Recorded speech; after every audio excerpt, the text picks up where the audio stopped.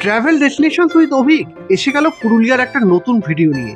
Travelling মানেই যে সবটা ভালো হবে তার কিন্তু কোনো মানে নেই। দেখতেই তো পেলেন রাস্তায় কিরকম ফেঁসেছিলাম। আজকের ভিডিওতে দর্শনীয় স্থানগুলোর সাথে থাকবে আমরা পুরুলিয়াতে কিভাবে রাস্তা হারিয়েছিলাম, একটা গুজবের মধ্যে পড়েছিলাম, আমার নিজের এক্সপিরিয়েন্স এখন অবধি হয়নি। আর দিনের শেষে থাকবে আপনি কেন পুরুলিয়াকে ভালোবাসতে বাধ্য হবেন তার অভিজ্ঞতা। তাহলে চলুন ভিডিওটা শুরু করি। Good morning. আজ 27শে ডিসেম্বর 2024, ঘড়িতে এই মুহূর্তে সকাল 9:30। আমি অভিক, আপনাদের হোস্ট, আর ট্রাভেল ডেস্টিনেশন উইথ অভিক পরিবারের পক্ষ থেকে পুরুলিয়া সিরিজের দ্বিতীয় ব্লগে আপনাদের প্রত্যেককে স্বাগত। আগের দিনের ব্লগে আমরা ঘুরে দেখেছি হচ্ছে অযোধ্যা পাহাড় সার্কিট, আর আজকে আমরা যাব আর একটা সার্কিটে, ঝালদা সার্কিটে। গড়পঞ্চকোট সার্কিটের উপর ভিডিও তো অলরেডি আমাদের আছে, যেটা ডেসক্রিপশানে এবং উপরের আই বাটনে যার লিঙ্ক দেওয়া থাকবে। যাই হোক, চলুন শুরু করি। আর সঙ্গে কিন্তু আরেকটা নতুন জায়গার সন্ধান থাকবে। অভিকের ভিডিও নতুন কিছু থাকবে না, এটা তো হতে পারে না। চলুন।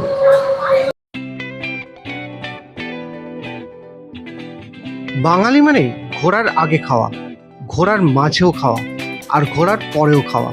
আর যদি গ্রুপ হয় তাহলে তো ব্যাপারটা জমে ক্ষীর। তাই সকালে চা দিয়েই শুরু করলাম।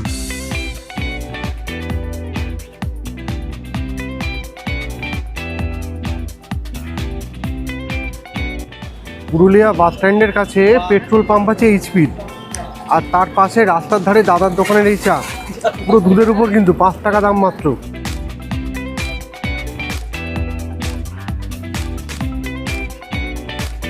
আজকে ঝালদা সার্কিট ঘোরার জন্য আমরা আগের দিনের গাড়িটাই বুক করেছিলাম। সারাদিনের জন্য গাড়ি ভাড়া পড়েছিল 3000 টাকা। আকাশটা সেদিন খুব পরিষ্কারই ছিল, ভেবেছিলাম ঘোরাটাও বেশ ভালোই হবে, কিন্তু না, কিন্তুটা পরেই বলবো।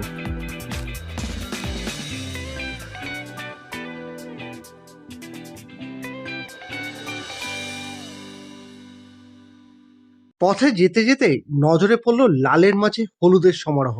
তাই আর নিজেকে সামলাতে না পেরে হলুদের টানে গাড়ি থেকে নেমেই পড়লাম। শীতকাল, আর শীতের আগমনের একটা বড় বার্তা হচ্ছে মাঠের সর্ষে ফুলের সমাহার। আমরা অনেকেই জানি সরষে কা শাক, সরষে কা শাক ঘি দিয়ে খেতে কিন্তু রাজস্থান এবং ইউপি, হরিয়ানা এই জায়গায় খুব জনপ্রিয় খাবার। সেই সরষে কা শাক কী, সেটা একবার দেখতেই আমরা এবার চলে এলাম। সময় হয়ে গেছিল ব্রেকফাস্টের। শুরু করলাম পুরুলিয়ার বিখ্যাত চপ দিয়ে, দেখতে জিলিপির মতো আর খেতে ফুলুরির মতো। আর তার সাথে ছিল ঠান্ডা কচুরি আর পুরুলিয়ার জনপ্রিয় খাবার মুড়ি আর ঘুগনি।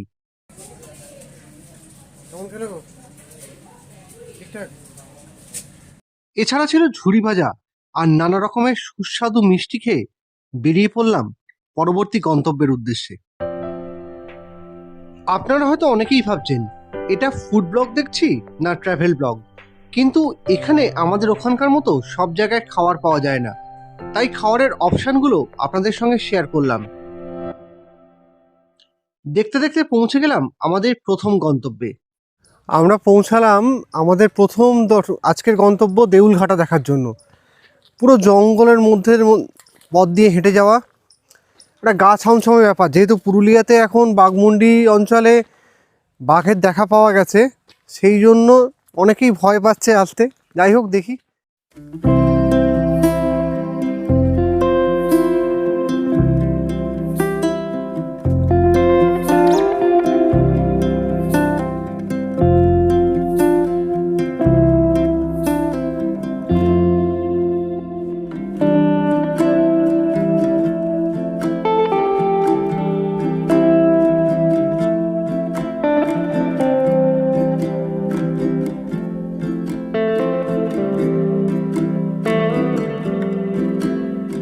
আমি এই মুহূর্তে আছি যে জায়গাটা, সেই জায়গাটা হচ্ছে দেউলঘাটা। আর দেউলঘাটার এই মুহূর্তে এখানে একটা দেউল, ওইদিকে আর একটা দেউল আছে, দুটো মোট দেউল আছে। এখানে একসময় 3টে দেউল ছিল, এবং যেটা সবচেয়ে বেশি উঁচু হাইট ছিল সেটাকে ডাল্টন, কর্নেল ডাল্টন, যার নাম আপনারা জানেন, যার নামে হচ্ছে ডাল্টনগঞ্জ, সেই কর্নেল ডাল্টন নির্ধারণ করেছিলেন যে সেই জায়গাটার হাইট হচ্ছে, সেই যেটা সবথেকে উঁচু দেউল ছিল তার হাইট ছিল 60 ফুট মতো। তো এই জায়গাটার প্রথম আবিষ্কারও করেছিলেন কর্নেল ডাল্টন, এবং সেটা রেকর্ডও দিয়েছিলেন দ্য ট্যুর অন মানভূম ওনার বইতে, যেটা 1864 থেকে 65 এই সময়কালে উনি লিখেছিলেন। একটা জিনিস খেয়াল করুন, সেটা হচ্ছে প্রত্যেকটা ইঁট কত কম্প্যাক্ট। মানে আমরা এর আগে বিষ্ণুপুর বা মেদিনীপুরের যে সমস্ত ভিডিওগুলো আমাদের চ্যানেলে আছে আপনারা দেখেছেন, বা অন্য কারো চ্যানেলে যদি দেখে থাকেন, সেগুলো সব কিন্তু হচ্ছে ল্যাটেক্স পাথরের ছিল, যে কারণে ভেতরটা ঠান্ডা। এই ইঁটগুলো পুরো পাকা ইঁট, কোথাও সেরকম কোনো দুটো ইঁটের মাঝে সিমেন্টের কোনো ব্যাপার নেই। হয়তো চুনছুরকি কিছু ছিল, কিন্তু সব জায়গাতে সেরকম গ্যাপও নেই। তো সেই দিয়ে তৈরি। এবং ছাদের দিকটা যদি খেয়াল করেন, ভেতর দিকে আমি যখন ভিডিওটা দেখিয়েছি আপনাদেরকে দেখিয়েছি, আপনারা খেয়াল করবেন হয়তো, যে স্টেপ বাই স্টেপ এভাবে ধীরে ধীরে মিলিয়ে ব্যাপারটা কিন্তু চূড়া মিলেছে। আর চূড়ার গায়ে যে কাজ, এ কাজ কিন্তু এত নিখুঁত কাজ ইঁটের উপরে। আমরা এখন আমাদের মিস্ত্রিদের দেখি যে তারা সিমেন্টের ওপর নিখুঁত কাজ করে, অনেক মিস্ত্রি আছেন আজকের দিনেও, কিন্তু এখানে দেখুন মন্দিরের গায়ে এখানে কিন্তু ইঁটের ওপরে নিখুঁত কাজ। এ কাজ কিন্তু খুব একটা দেখা যায় না। মানে আমি অনেক জায়গাতেই ঘুরেছি, এটা আমার চোখে একটা নতুনত্ব ধরা পড়লো এই মন্দিরের ক্ষেত্রে। কত অনুষ্ঠান, কত জাঁকজমক, কত বিরহ বা কত মিলনের সাক্ষী এই মন্দির। কিন্তু আজ সংরক্ষণের অভাবে প্রায় ভগ্নপ্রায়। কিন্তু স্থানীয় মানুষদের জন্য আজও এই মন্দিরে পূজার্চনা হয়। মন্দিরটি আজও অপেক্ষায় আছে তার পুরনো রূপ ফিরে পাওয়ার।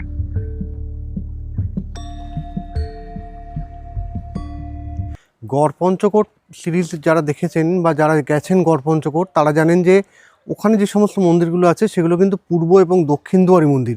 বাট এই মন্দির কিন্তু হচ্ছে শুধুমাত্র পূর্ব দুয়ারি মন্দির। আপনাদেরকে আগেই বলেছি, এখানে মোট 3টে রেকদেউল ছিল, তার মধ্যে একটি ধ্বংসাবশেষে পরিণত হয়েছে। অতএব বাকি রইল 2টো রেকদেউল। পাশে যে রেকদেউলটি আছে, এবারে সেটি দর্শন করব। এই মন্দিরের গঠনশৈলীও কিন্তু খুবই প্রশংসনীয়। মন্দিরের ভিতরে আছে মহাদেবের মূর্তি। আর একটা নতুন জিনিস আপনাদেরকে দেখাবো, যার গঠনশৈলী দেখে আপনি স্তব্ধ হয়ে যাবেন।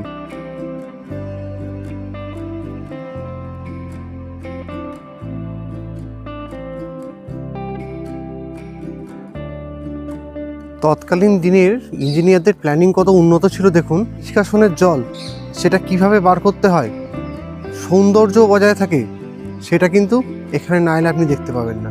মন্দিরের জল নিষ্কাশনের জন্য হাতির মুখের মাঝখান থেকে ড্রেনেজ সিস্টেম।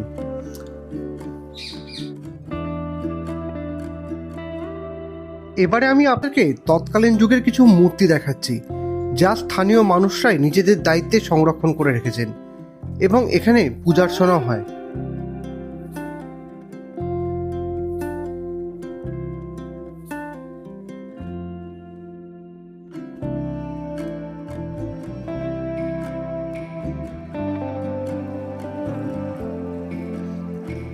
মেদিনীপুরে থাকার সময় অবসরের বিকেলের বহু সময় কাঁসাই নদীর পাড়ে আমরা কাটিয়েছি।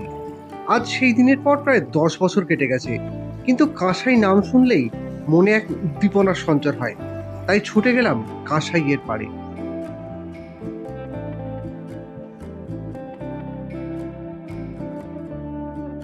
কি ভাবছেন, স্টেশনে পৌঁছে গেছি আর ব্লগটাও এখানে শেষ?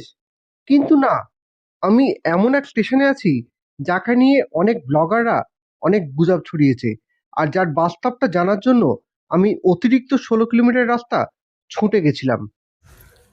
আমি এই মুহূর্তে দাঁড়িয়ে আছি আমাদের অনেকের কাছে খুব পরিচিত নাম, বলে যে ভূত স্টেশন, পুরুলিয়া শহরের বেগুনকোদরে। কিন্তু গিয়ে দেখলাম বেগুনকোদর স্টেশনে রেনোভেশনের কাজ চলছে, আর এখানে স্থানীয় বাসিন্দারা এই গুজব ছড়ানোর জন্য ব্লগারদের উপর খুবই ক্ষিপ্ত। অতএব আপনাদের কাছে অনুরোধ, এখানে এসে আর দয়া করে গুজব ছড়াবেন না। এরপর পৌঁছালাম ওয়েস্ট বেঙ্গল ট্যুরিজমের মুরগুমা ট্যুরিজম প্রপার্টিতে। সামনেই দেখতে পাচ্ছেন একটা ওয়াচ টাওয়ার, আর এই পুরো রিসর্টটা আছে পাহাড়ের কোলে। তবে আগে লাঞ্চটা করি, অনেক বেলা হয়েছে, তারপর রিসর্টটা আপনাদেরকে ঘুরে দেখাচ্ছি। মুরগুমাতে আমরা ওয়েস্ট বেঙ্গল ট্যুরিজমের যে প্রপার্টি আছে সেই প্রপার্টিতে খেতে এসেছি, দুপুরে লাঞ্চ করতে এসেছি। তো কি কি খাচ্ছি সেটা দেখাচ্ছি, আর খেয়ে কেমন খেলাম সেটা অবশ্যই জানাবো। লাঞ্চে ছিল ভাত, ডাল, মাছের ঝোল, মাছ ভাজা, মাংস, ফুলকপির তরকারি আর আলু ভাজা। তো আছি, ক্লান্ত আছি। আচ্ছা, তারপর আর কি আছে? শান্ত, অবসন্ন, বিধ্বস্ত, পরিশ্রান্ত, আচ্ছা, ক্লান্ত, এটা কিন্তু যাবে, হ্যাঁ, সেই বুঝে। যেখানেই যায়। আচ্ছা, এই চোখটা দেখি, চোখটা তাকাও। আর কিছু? না, দুপুরে লাঞ্চটা হালকা রান্নার মধ্যে বেশ ভালোই ছিল। এবারে উঠে পড়লাম ওয়াচ টাওয়ারে। আপনাদের একটা কথা বলা হয়নি, আজকের লাঞ্চে আমাদের ছজনের মোট খরচা পড়লো 2348 টাকা, ইনক্লুডিং জিএসটি। WBTDCL এর এখানে একটা ওয়াচ টাওয়ার আছে, সেই ওয়াচ টাওয়ারের ওপর উঠেছি। এই সামনেটা, এই জায়গাটা হচ্ছে মুরগুমা ড্যাম, আর এই বাঁদিকে হচ্ছে পুরো প্রপার্টিটা। একটু উঁচু থেকে পাখির চোখে কেমন প্রপার্টিটাকে লাগে সেটা একবার আপনাদের সঙ্গে শেয়ার করছি।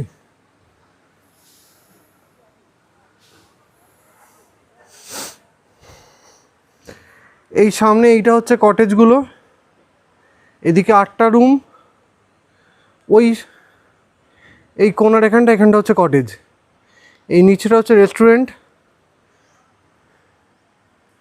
এই সাইডটা হচ্ছে পার্কিং। এদের পার্কিংয়ের একটা জিনিস কিন্তু খুব ভালো, সেটা হচ্ছে শেড করা, প্রত্যেকটা গাড়ি যাতে রোদে না পড়ে বা বৃষ্টিতেও না ভেজে। এবারে এটা হচ্ছে মুরগুমা লেক, এইদিকে হচ্ছে WBTDCL এর প্রপার্টি, আর এদিকটা হচ্ছে ভিউটা। কেমন লাগছে বলুন।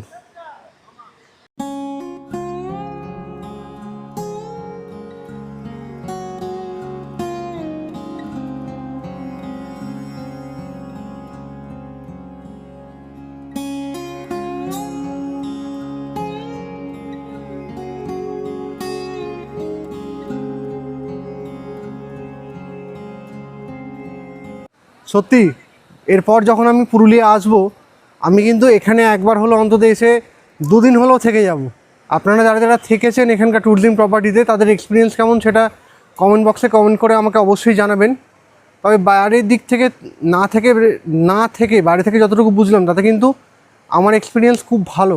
এবং আমার একজন চেনা পরিচিত কাকু আজকে এখানে আছেন, ওনার সঙ্গে কথা হচ্ছিল, ওনারাও কিন্তু একই কথা বলেছেন যে 100% রেকমেন্ডেড। ওনাদের কথা অনুযায়ী আমি বলছি, আমার নিজের এক্সপিরিয়েন্স এখন অবধি হয়নি, যাকে ভবিষ্যতে যখন হবে তখন অবশ্যই জানাবো। এবারে পৌঁছালাম পুরুলিয়ার আরেকটা জনপ্রিয় ডেস্টিনেশনে। কোথায় গেলাম সেটা গিয়েই আপনাদের সঙ্গে শেয়ার করব। অবশেষে পৌঁছালাম মুরগুমার সুইসাইড পয়েন্টে, আর এখান থেকে লেকটার কি ভিউ পাওয়া যায় সেটা আপনাদের সঙ্গে শেয়ার করছি। চলুন দেখে নিই একবার।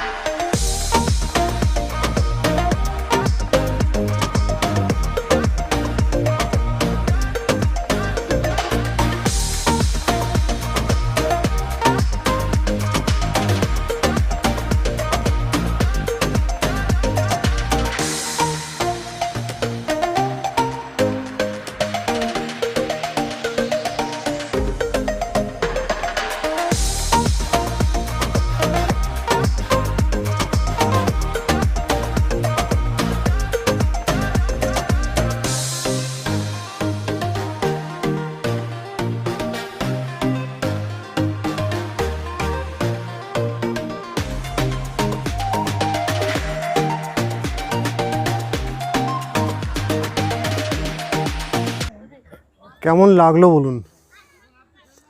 আশা করি ফাটাফাটি এক্সপিরিয়েন্স। মুরগুমার ভিউ পয়েন্ট থেকে মুরগুমার বিউটি মারাত্মক। নিচের ভিউ পয়েন্টের বিউটি একরকম, সেটা তো অন্যান্য সব ড্যামেই পাওয়া যায়, সেটায় নতুনত্ব কিছু নেই। আর এই পড়ন্ত বিকেলে মুরগুমার জলে আলো পড়ে সে মায়াবী লাগছে, জাস্ট ফাটাফাটি। সুইসাইড পয়েন্ট থেকে বেরিয়ে আমরা এগুলাম যাযাতাতুর পথে, কিন্তু অফবিট হওয়ায় আর আমাদের চালক সাহেবের রাস্তা না জানায় গুগল ম্যাপের ওপর ভরসা রেখেই আমরা এগিয়েছিলাম। যতক্ষণ দিনের আলো ছিল দুদিকের পথ আকর্ষণীয় লাগলেও শীতের বেলা হওয়ায় তাড়াতাড়ি সন্ধ্যার পর সেই পথই আতঙ্কে পর্যবসিত হয়েছিল।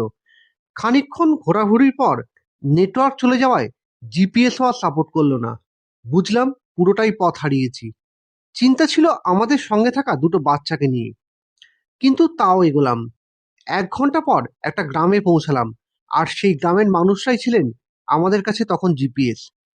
এখন যখন আমি কথাটা বলছি তখন একটু রিল্যাক্স লাগলেও তখন আমরা কিন্তু খুবই টেন্স ছিলাম, বিশেষ করে পুরুলিয়াতে পাওয়া সেই বাঘকে নিয়ে। দেখতেই তো পেলেন রাস্তায় কীরকম ফেঁসেছিলাম। অফবিট যেতে গেলে এখানে কিন্তু এক্সপিরিয়েন্স ড্রাইভার মাস্ট। গুগল ম্যাপের ভরসায় গেছিলাম মামুডি, কিন্তু মামুডি তো আর আলটিমেটলি পৌঁছানো হলো না। ভেবেছিলাম মামুডি যাব, মামুডি আপনাদের কাছে তুলে ধরবো। মামুডি একটা খুব সুন্দর আনএক্সপ্লোর জায়গা, তো যাই হোক সেটার কপালে জুটলো না। আর এখন প্রায় 8:45 বাজে, আমাদের ট্রেন হচ্ছে 9টার সময়। এখান থেকে মিনিট 20 লাগবে। তো অর্পিতা তো বিরিয়ানি খাচ্ছে, আপনাদের সঙ্গে শেয়ার করবো, দেখাচ্ছি। আর কেমন খাচ্ছে সেটা ওই বলবে। আর আমি আমার জন্য চিলি চিকেনের লাচ্ছা পাওয়াটা দুটো অর্ডার দিয়েছিলাম, দেখি কেমন খেতে।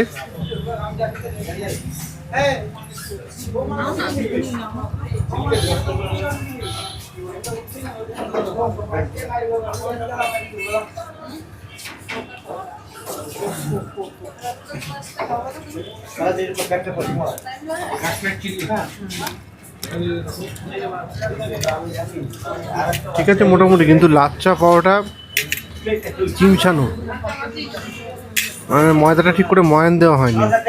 তবে আমি যতটুকু দুদিনে দেখলাম, আমাদের কলকাতার স্ট্রিট ফুডের যা কোয়ালিটি আর টেস্ট তা কিন্তু এখানকার রেস্টুরেন্টেও পাওয়া যায় না। এটা একটা ঘটনা মাথায় রাখবেন। এখানকার জন্য কিন্তু দুপুরে আমরা যেরকম অথেন্টিক বাঙালি ডিশ খেয়েছি, ঠিক সেটাই আপনার বা আমার জন্য আইডিয়াল। অন্য কোনো কিছু ট্রাই না করাই ভালো।